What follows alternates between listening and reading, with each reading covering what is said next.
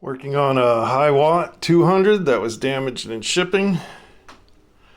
Replaced the faceplate. Got all new knobs, some new nuts on the jacks. It's pretty clean on the inside.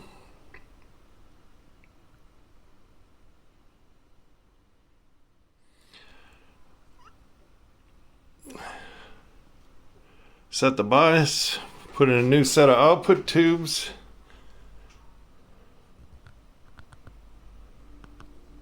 All these back jacks were smashed, got them all straight.